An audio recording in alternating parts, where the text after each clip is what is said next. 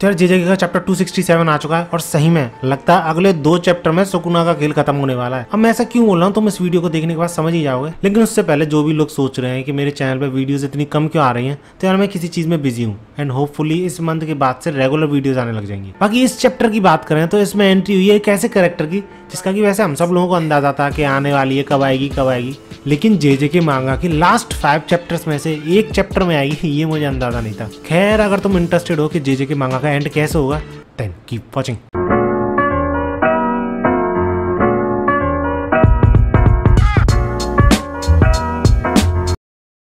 तो चैप्टर की शुरुआत होती है यूटा से, जिसका कि एक्सप्रेशन कुछ ज्यादा ही नेगेटिव सा लग रहा था और बोल रहा था वो कि तुम्हें सुकुना की फिंगर चाहिए। और उसी के संग में खड़ा होता है गोजो जो कि बोलता है यूटा से कि मुझे पता है तुमने ही वो फिंगर छुपाई है, लेकिन क्या तुम मुझे वो फिंगर प्रोवाइड कर सकते हो, क्योंकि मैं रीका को खिलाना चाहता हूँ और सुकुना की कर्स टेक्निक को कॉपी करना चाहता हूँ। अब टू बी ऑनेस्ट यार इस चीज से तो मैं काफी यार कंफ्यूज हो गया था कि यार ये क्या बात चल रही है इन दोनों के बीच। यूटा के पास फिंगर है, गोजो कॉपी करना चाह रहा है, लेकिन तभी कोने में मैंने लिखा हुआ देखा कि गोजो और यूटा ने अपनी बॉडी स्विच कर रखी है इस टाइम पे। एंड इसी के बाद यूटा जो कि गोजो की बॉडी में है ये भी बताता है, तुम कह सकते हो रिवील करता है कि इस तरीके की बॉडी स्विचिंग में नॉर्मल कर्स टेक्निक तो सीखी जा सकती है लेकिन मेमोरीज को नहीं पढ़ा जा सकता। इसलिए यूटा गोजो की बॉडी में, लेकिन स्टिल उसे फिंगर के बारे में नहीं पता कि वो कहाँ पर है। और जब वो पूछता है गोजो से जो कि यूटा की बॉडी में था, तो पहले तो गोजो सोचता है फिर बोलता है ना मैं नहीं बताऊंगा। जिस पर यूटा भी लगा अरे थोड़े तो सीरियस हो जाओ, इससे हमको ज्यादा अपॉर्चुनिटी मिल सकती है सुकुना को हराने के लिए। लेकिन इस पर गोजो बोलता है कि मैं सीरियस ही हूँ, क्योंकि गोजो के अकॉर्डिंग सुकुना की सिर्फ एक फिंगर खाने से उसके बारे में ज्यादा कुछ पता नहीं चलेगा और इसी वजह से यूटा उसकी श्राइन टेक्निक को कॉपी नहीं कर पाएगा, क्योंकि कुछ चीजें हैं जो कि यूटा कॉपी नहीं कर सकता है किसी का बॉडी पार्ट खाने से। फॉर एग्जाम्पल जब यूटा ने इनुमाकी की कर्स टेक्निक कॉपी की थी तो वैसे तो वो कर्स स्पीच का यूज कर सकता था, लेकिन उसे ये नहीं पता था कि उस कर्स टेक्निक का यूज फोन के थ्रू भी करा जा सकता है। और एग्जैक्टली ऐसी ही चीजें यूटा कॉपी नहीं कर सकता क्योंकि उनके बारे में उसे पता ही नहीं है। एंड इसके बाद यूटा यानी गोजो जो कि यूटा की बॉडी में था ये बोलता है कि लगता है अब गैम्बल करने का टाइम आ चुका है। वो क्या कहता है हकारी,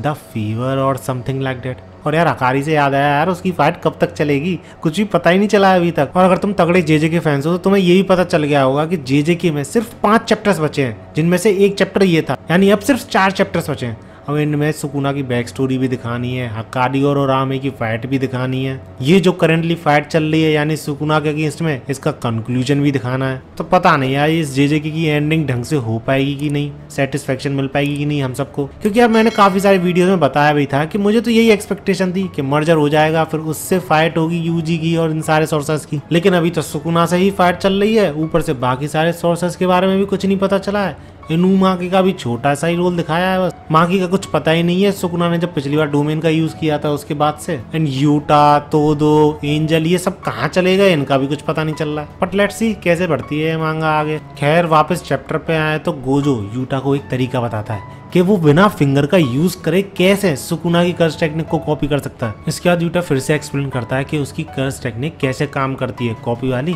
जिसमें कि वो ये बोलता है कि जितनी ज्यादा स्ट्रॉन्ग कर्स टेक्निक होती है उतना ही इंपॉर्टेंट बॉडी पार्ट टारगेट कर रीका को खिलाना पड़ता है, और रीका ने क्या इंजेस्ट किया है उसी पे डिपेंड करता है कि यूटा किस हद तक टारगेट की कर्स टेक्निक को कॉपी कर पाएगा, कितनी बार कर पाएगा, कितने टाइम के लिए कर पाएगा, ये सारी चीजें उसी पे डिपेंड करती हैं। लेकिन यूटा के पास एक और तरीका है जो कि सबके पास होता है, बाइंडिंग वो, जिसकी की हेल्प से अगर रीका समहाउ किसी टारगेट की बॉडी का इंपॉर्टेंट पार्ट नहीं खा पाता है, कोई छोटा मोटा पार्ट ही मिलता है उसे, तो वो बाइंडिंग वो की हेल्प से कुछ लिमिटेशंस लगा के उस कर्स टेक्निक को ढंग से यूज कर सकता है। क्योंकि ये सारी बातें यूटा यूजी को बता रहा था, तो यूजी भी पूछता है यूटा से कि क्या हो अगर कोई बंदा अपना बॉडी पार्ट दे निकाल के फिर वापस उसे रिवर्स कर्स टेक्निक के थ्रू रिस्टोर कर ले, तो क्या फिर भी तुम कॉपी कर पाओगे कर्स टेक्निक को। और इसी बात पे यूजी को जोश आता है, क्योंकि ऐसा करके तो वो हकारी की कर्स टेक्निक, गोजो की कर्स टेक्निक, सबकी कर्स टेक्निक कॉपी कर सकता है यूटा बिना किसी प्रॉब्लम के। लेकिन यूटा तुरंत ही बोल देता है कि नहीं ऐसा नहीं होगा, क्योंकि जब तक वो बॉडी पार्ट रीका के अंदर है तो यूटा कॉपी कर पाएगा उस कर्स टेक्निक को, ऐसी बात नहीं है। लेकिन जैसे ही टारगेट रिस्टोर करता है उसी बॉडी पार्ट को, तो वो curse technique null and void हो जाएगी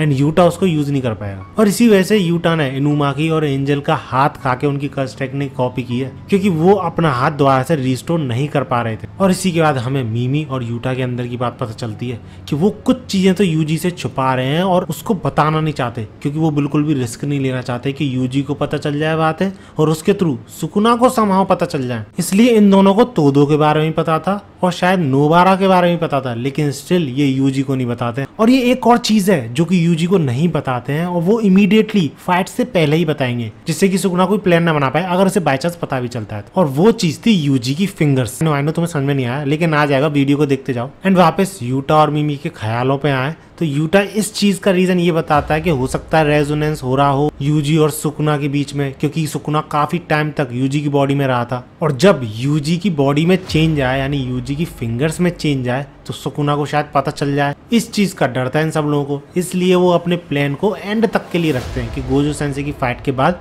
तभी यूजी को बताया जाएगा। और ऊपर से ये सारे सीक्रेट्स यूजी को इसलिए नहीं बताना चाहता था यूटा कि हो सकता है यूजी का गोल जो अभी इतना पक्का है कि सुकुना को हराना है वो डगमगाने लग जाए इन सारी इन्फॉर्मेशन के बाद कि तोदो भी फाइट में उतरेगा, नोबारा भी अभी जिंदा है। और ये सारी चीजें सोचने के बाद ही यूटा सिर्फ इतना बताता है यूजी को कि यूजी भले ही तुम अभी सुकुना की कर्स टेक्निक को यूज नहीं कर सकते, लेकिन बाद में जरूर कर पाओगे, क्योंकि गोजो सेंसेई ने अपनी 6 साइज के थ्रू देखा है कि यूजी के अंदर श्राइन वाली कर्स टेक्निक है, वो यूज कर सकता है, पोटेंशियल है उसके पास। और अगले ही पैनल में हम देखते हैं कि यूजी के पास 2 फिंगर्स नहीं है और यही चीज देख के सुकुना के होश उड़ जाते हैं, क्योंकि एक फिंगर्स ना होना वो तो नॉर्मल चीज है, क्योंकि सुकुना ने तो एक फिंगर निकाली थी, मेगुमी के मुंह में डाली थी। एंड अगर तुम सोच में हो कि सुकुना को पहले क्यों नहीं पता चली ये चीज, देन रिमेम्बर यूजी ने कर्स्ड टूल पहन रखे थे अपने हाथ में, जिनकी की वजह से फिंगर्स का पता ही नहीं चल रहा था और हम सबको लग रहा था ये some kind of curse technique है। एंड वापस आया अगर सुकुना पे तो वो यही सोच रहा था कि ये फ्रेश वाउंड भी नहीं लग रहा, क्योंकि ऐसा भी हो सकता है कि सुकुना की श्राइन टेक्निक की वजह से उसकी एक उंगली चली गई हो, ऐसा भी नहीं है। तब जाके सुकुना का फोकस जाता है यूटा की उसी बात पे, that you were not able to retrieve your final finger, were you, क्योंकि सुकुना की जो फाइनल फिंगर है वो हमने पिछले चैप्टर में भी देखी थी और इस चैप्टर में भी देखते हैं कि एक स्पेसिफिक लोकेशन पे है, रीगा के अंदर नहीं है। एंड क्योंकि यूजी के पास एक और फिंगर गायब थी और वो सुकुना की कर्स टेक्निक को भी कॉपी कर सकता था, तब जाके सुकुना को समझ में आता है कि यूटा ने जिस फिंगर का यूज किया है वो उसकी नहीं यूजी की थी। इसके बाद हम देखते हैं इस बड़ों को और गोजो की गर्लफ्रेंड को, जो कि इसी सोच में होते हैं कि सुकुना की ये जो फिंगर है ये किसी भी तरीके के अटैक को झेल सकती है, लेकिन क्या ये कर्स टेक्निक को भी नेगेट कर सकती है यानी नलिफाई कर सकती है, इसी सोच में थे ये दोनों। लेकिन उनको भरोसा बाइंडिंग वो पे था कि बाइंडिंग वो के साथ भैया कुछ भी हो सकता है और हम सबको भी पता है कि क्या क्या किया जा रहा है बाइंडिंग वो के थ्रू। अब ऐसा नहीं है कि इन दोनों में से कोई कुछ करने वाला था, क्योंकि इस स्केल की असली हीरोइन तो एंट्री लेती है अब, जो की थी नोबारा, और वो अपनी कर्स टेक्निक की हेल्प से सुकुना की फिंगर पे वार करती है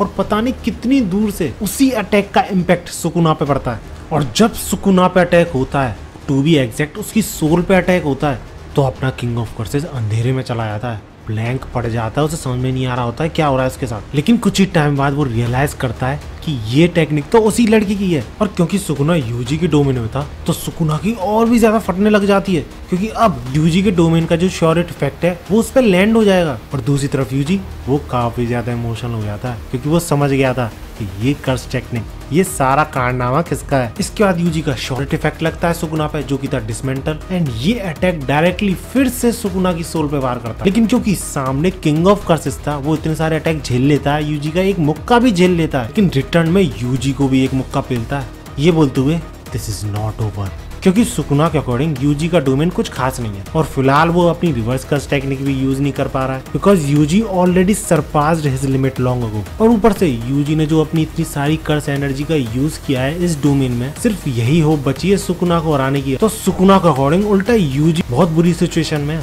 और यही बोलते हुए सुकुना दोनों हाथों से यूजी को पंच पेलता है, जिसके अपोज में यूजी भी अपना पंच लैंड करने की कोशिश करता है सुकुना पे, लेकिन सुकुना उसे डॉज कर लेता है। एटलीस्ट सुकुना को तो ऐसे ही लगता है, लेकिन वो असलियत में डॉज कर नहीं पाता, उसे डैमेज होता है, क्योंकि ये नॉर्मल पंच नहीं था। और तुम ऐसा भी कह सकते हो कि यूजी ने इसी अटैक के थ्रू पहली बार अपनी कर्स एनर्जी का यूज किया था, और देख रहे हो इसी अटैक के साथ सुकुना का एंड होने वाला है, क्योंकि यूजी इस अटैक के बाद बोलता है उससे, सुकुना